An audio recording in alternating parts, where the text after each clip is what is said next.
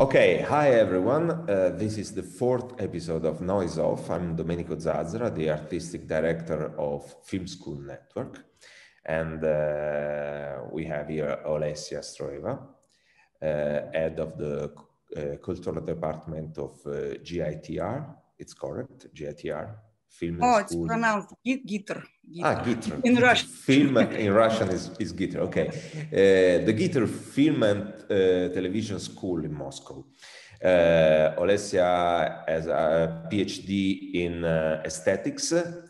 She's a philosopher, artist, and filmmaker. She's a teacher also, a teacher in philosophy, history of arts, basic of dramaturgy, and theory of culture and media culture. It's correct, Olessia? Yeah, that's correct. Thank you. Okay. Thank you for being here. Today, we are going to talk about documentary and specifically shooting a documentary. What elements are essential in shooting a documentary? So can you tell us your experience with documentary, Olessia? Well, okay. Hello, everybody. I'd like to thank you, Domenico, that you invited me to talk. You're welcome. Yes, it's always my pleasure. Yeah, okay. So, but first of all, I think that we should divide all documentaries into two main types, because there are TV documentaries and, let's say, pure documentaries. And for example, in our film school, because it was founded as a television school first, we concentrated on preparing TV film directors, yes, and so all our students and alumni, they go then mostly to TV production. And so that's why one part of our studying program is devoted to TV production, yes, and documentaries in this field. And it's different because I think that it's not pure art, let's say, yeah, because it is dependent much on ratings, on producing and so on the policy of TV channels and so on. But as a scientist, let's say, yes, and a researcher, now we are following some tendencies in mass culture, media culture, and I see, of course, that there are some changes in this field, and the tendency is that there are appearing some hybrid forms, yes, of TV, feature, documentary, animation, and there are very interesting experiments, and we can learn from that. And for example, such gigantic, let's say, macro production companies, Netflix, yes, they are producing a lot of documentaries, but most of them are, some of them are scientific, yes, and they are quite interesting and serious, but some of them are, most of them, I should say, they are entertaining. Yeah, and so the principle of this documentary is like responding to the demand of the mass audience. And so that's why here I should say that for a director, it's not so interesting to work in this sphere because you have limits all the time, you're restricted. And so in this field, director is not a creative figure, he's a function, yeah, he's a function of this process, yeah. Yes, and absolutely. Well, and so, and but I think that you'd like to talk about documentaries as an art, yeah, as a creative endeavor. And yes, so, both. It's also interesting to talk about documentary as a part of structural process in mainstream entertainment. So it's interesting to talk about the difference between the art documentary and the mainstream documentary, maybe, if you want to. Yeah, okay. So then if we talk about the second type, yeah, it's how we would call it, a big, pure documentary, yes, film industry. And so there is more space for creativity, I think. But the situation is now, not only in Russia, I suppose, that we have such conditions that, for example, if you want to create your own documentary, yes, and you want to feel free in it, you should be independent, yes. But then with this independence comes some problems, like where you gonna get financial support, yes, for production and so on. And so that's why there are many young film directors that are organizing their own studios and companies, production companies, where they can feel free, yes, and to do whatever they want. But there again comes this question, where then to sell it, yes, where to show it. And so of course there are some opportunities now with internet, yes, with YouTube channel. I don't know if it's quite free, yes, this platform, and there you can also reach to some mass audience, yes, and to show your product and then to get some response, yeah. And so there you can use documentary as artistic expression, yeah, and you may follow your own inspiration and so on. And but this is from the practical, technical point of view. But if we talk about creating documentary, I think there are also two main approaches, like in feature films, that even in film theory, we are studying two main conceptions, like the conception of Eisenstein. This is the conceptual movie, yes, when you are with the help of editing, you are trying to create, let's say, a symphony. Huh? A symphony. Yeah, a Yes. symphony. Yeah, and so you are trying. No, it may be called even ideological, yes, thing that Yes. you want conceptual. to deliver, Yeah. you want to deliver some message, yeah, clear message. You have a clear message, and then you have to convince, yes, to your spectators in this point of view. And the other one is like André Bazin was also developing, yeah, in his theoretical works. It's like a conception of showing objective reality and not interfering into it. And in fact, we are using both of these approaches in Russian documentary tradition.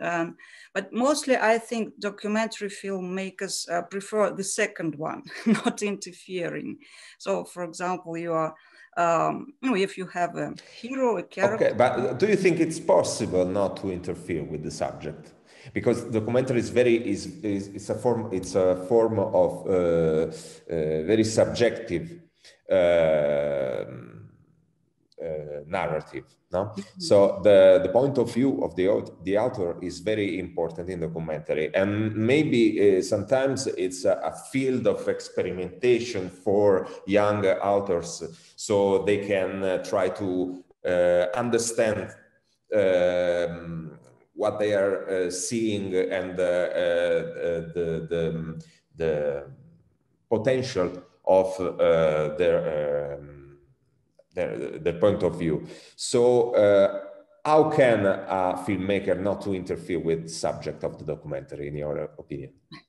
Oh, well, from the technical point of view, it's like, for example, because the most popular topics for documentaries now are, and they've always been popular. For example, you want to show life of some an ordinary man, for example, a person in a small village somewhere far away in the forest, and he's living there, or some connected with some national, I don't know, minorities. Because I remember I watched one documentary recently, for example, about the village life of gypsies, yeah, in Russia. So how can you shoot this document? So you're going to this village and you live with these people, and you're like you're following with your camera, yes, and you're not interfering in the sense that you are just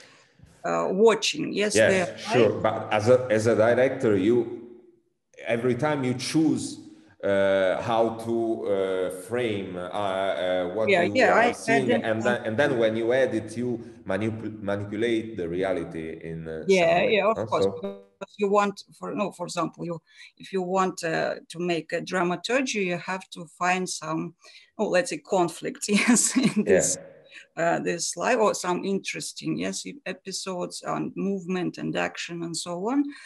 Well, and so then, of course, when you have this material already shot, a lot of it, then you are there is a process of choosing, yes, and let's say eliminating, yes, and choosing the things that fit your idea, yes, your impression of these people, for example. Of course, there is a subjective view, and this is the whole composition in the end will be subjectively somehow influenced, yes, by your own impression from these people. But it's normal, I think, process of any artistic production, yes, because yes, we, definitely.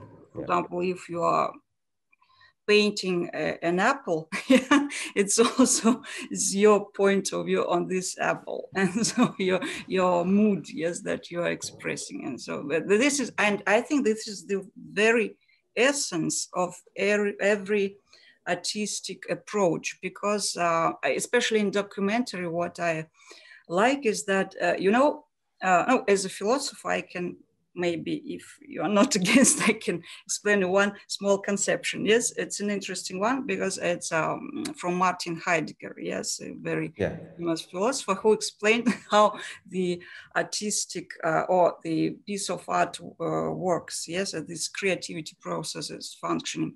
That there is poesis and praxis. These are two Greek words, that they're different. So praxis is in the basis of technology, and praxis is when you know exactly what your result will be. Mm-hmm. That's why you are step by step reaching this result, yeah. And then this scheme can be repeated. So, but it doesn't function the same way in the arts. So that's why he calls it poesis. Yes, and poesis is when you are not sure what will be. Yeah, as a result, it's like in the process of creation in general. Yeah, so it's kind of mystery inside of it. Yes, and so the artist, yes, and that's why there is more freedom in documentaries, I think, because even sometimes we don't have any any script, exact script. We have only a plan. And then when you're communicating with people, when you're communicating, with this situation, and you even the masters, let's say, of documentary filmmaking, they the capacity, so the best talent is to catch the moment, not to miss it. Yes, when you see that there is something really amazing, even it's not planned. Yes, this is the element of improvisation, is a great thing in documentary filmmaking. Yes, and then how it can change even your conception. Yeah, absolutely. Yes. Mm-hmm. There is always a research, and with many open questions and sometimes no answers. This is wonderful in documentary because the questions are very important, not the answers. Mm-hmm. And in your opinion, sorry. I just wanted to add, yes, continue your thought that yes, that I wanted to tell you that it's an exploration. It's called constant exploration of human being, yes, and human nature, human reality. That's why this is interesting to watch always, like reading a book, yes, because we have always the same plots, yes, always the same archetypes and characters. So in every film and every book and in every documentary. So we are just observing life. But what is interesting that we are exploring human nature, and this our attitude as humans is which is reflected, yes, in this exploration, in this research. This is very important. Yeah. Mm-hmm. And in your opinion, how what is the correct way to balance the relationship between director and the subject of the documentary. So because I think the director has the director needs to find an emotional participation with this subject, but also distance, form of objectivity. In your opinion, what is correct balance between emotional participation and distance? Oh, well, I think that director should be interested. This is the and really inspired, I think, by the subject, by the object that he's talking about and he's shooting his film about. If it's a character, yeah, it's a hero, yeah. He's trying to make a portrait. Well, I believe that it's important to have a good communication and understanding with this person. So and there is special ethics. I think, yeah? It's an ethical problem. Yes, I agree absolutely. And we're teaching this also our students. Yes, this ethics. For example, you shouldn't. I think it's anti-humanistic if you are using this person just as an object for or means, yes, for your purpose. Yes, this is not right. Yes, this is wrong.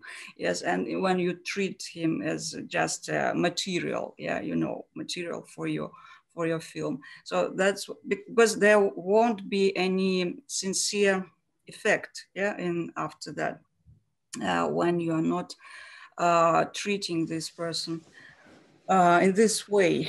And maybe, for example, if we take this genre of documentaries as portraits, especially, yes, it's significant when you respect, yes, your subject, yes, your hero, and it's also the consequences of this attitude will be that this hero will be opened, yes, to you. Yeah. And so this will make to create a correct conception afterwards. Yeah, and so then, and so yeah. But because he should trust you, and you are responsible for his trust. Yeah. And in the moment, yes, it's a big responsibility. I think it's a very important ethical moment afterwards, because of course you will show the result of your work to your hero, yes, and it's as a human being, as a normal human being, I don't want to offend, yeah, yes, and this person or to deceive him. Yes, that I was trying to manipulate, yes, to, you know, to draw some secrets from him or emotions. Yes, I remember that my master, for example, of film directing, he always warned us not to speculate too much on emotions. Yeah, and I think he was very right in this aspect, because he said that it's only TV directors are making like this. For example, when a person starting crying, you know, and you are just zooming yes. in, like, oh, wow, you know, he's crying. Yeah. You are searching for the tear. Yes. Yeah. So in this sense, I think we should be humans also, you know, in this. But yes. What do you mean to be distant? It's interesting. I don't know. I think it's distance is a sort of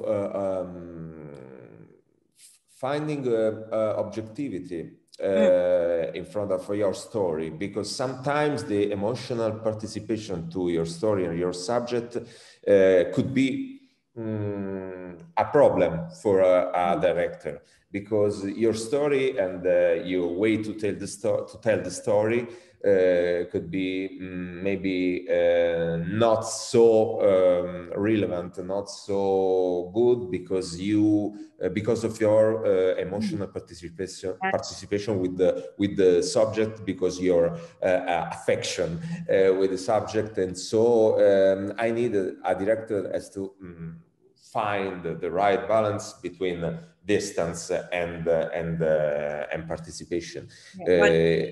I agree with you, but in the different case. For example, because we have also documentaries and we have task for our students as well. It's I think the third year task to make a problem report. Yeah, let's say it's so called. It means that you should show a kind of some sort of social problem.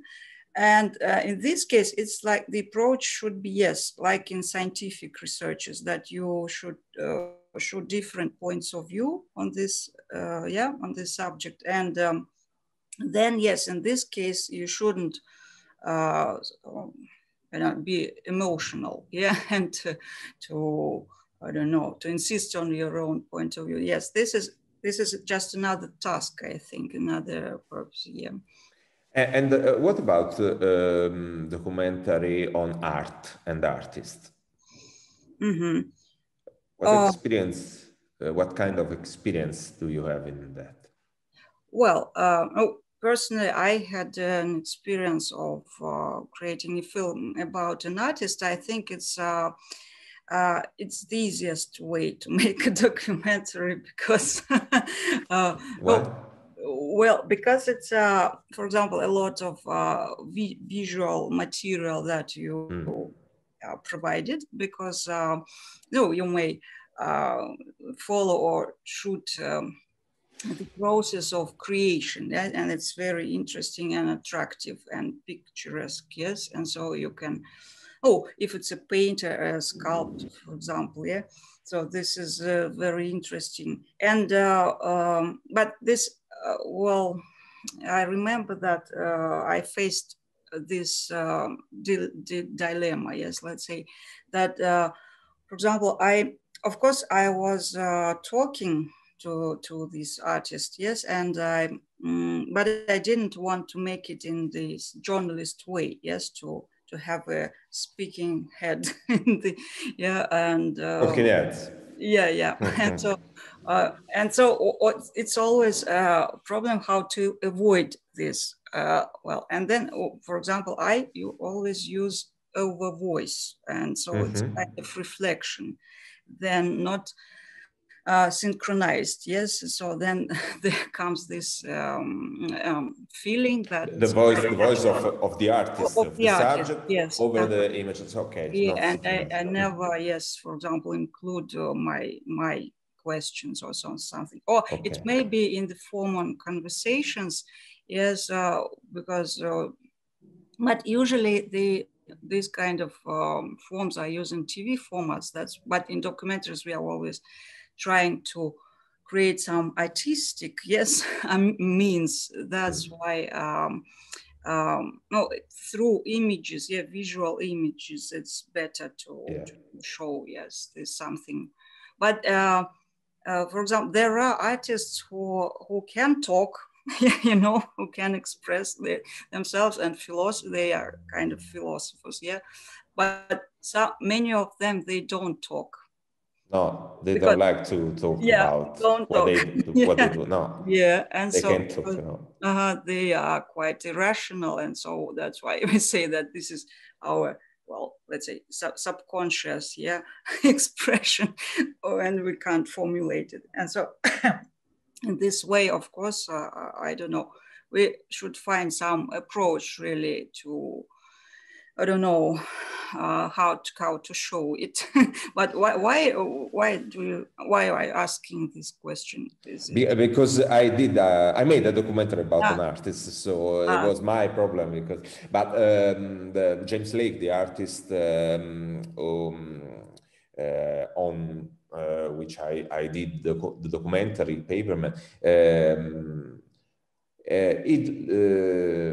he liked to talk about himself and about his art. He's a very humble man, but he likes to talk about his art.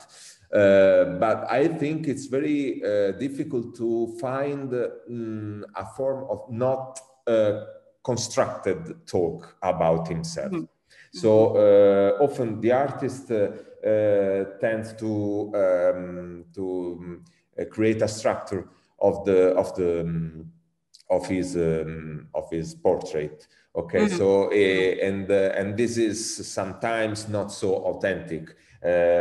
Maybe so it's very difficult to find out the real nature of the artist, because the artist is very worried about his public image. So sometimes this is the main difficult, I think. But this is a deep psychological problem of every one of us, you know. Yes, everyone. Because we are creating images about yes, us. everyone create images of himself. So, but with the artist, sometimes it's very bigger problem. Yeah, but it's what is this? The best way, I think, is to become friends with the people, because to make them to speak openly. And so I did. So that's why sometimes it takes a long period of time. Not you can't, you know, create a portrait of a human let's say for 2 hours, yeah, of speaking with him, but making interviews.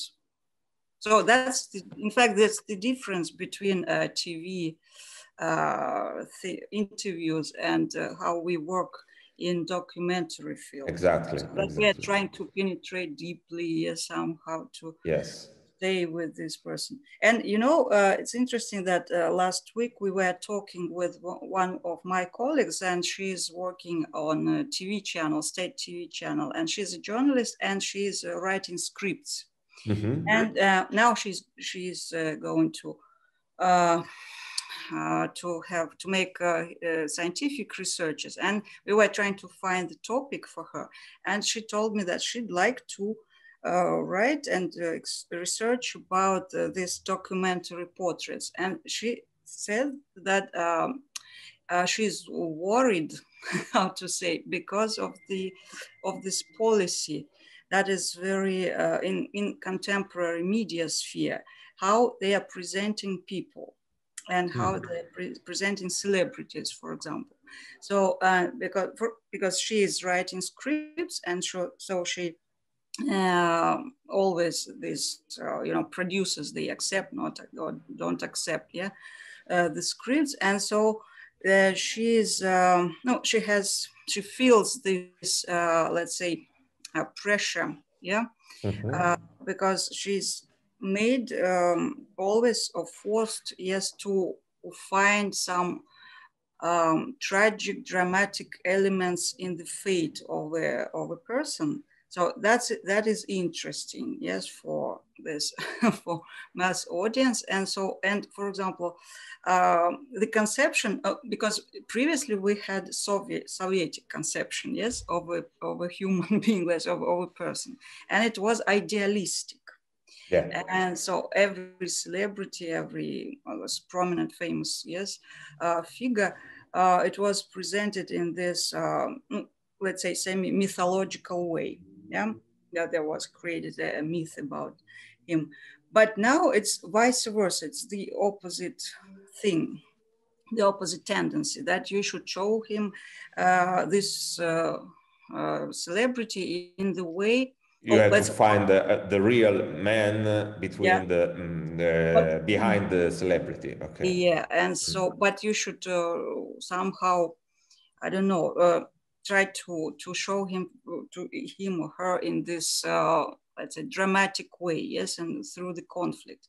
And what I think is the global problem of culture nowadays, because we are losing the sense of, in general, as in sense of humanity, and humanism, because because of this aesthetics of postmodernism and so on, that all the values were dethroned somehow, and we lost faith in everything. Yeah, so well, and in a human being. And what I'm telling always to my students, that our mission now, I believe in it, that we have to return this belief in a human, in a human being, that it's not because, you know, I can explain, of course, why this has happened in culture, because of the scientific,